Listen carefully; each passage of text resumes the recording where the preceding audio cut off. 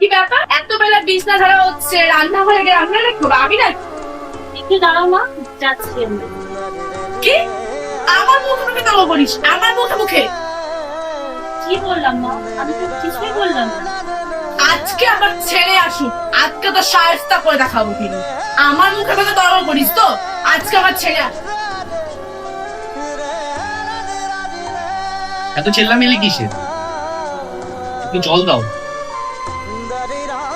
জলটা পরে খাবি, আগে তোর বউকে শায়েস্তা কর। আবারও কি করলো? জানিস না তোর বউ কিরকম? এই বাড়িতে তোর বউ থাকবে না আমি থাকবো, এবার ডিসিশনটা তুই নিবি। জানিস না তোর বউ কিরকম? আজ মায়ের মুখে মুখে মুখে তর্ক করেছে। আজ তুই যদি তোর বউকে সাহায্য না করতে পারিস তাহলে আমি ভাববো তুই ভেরুয়া। দিন দিন ওর বারটা বেড়েই যাচ্ছে।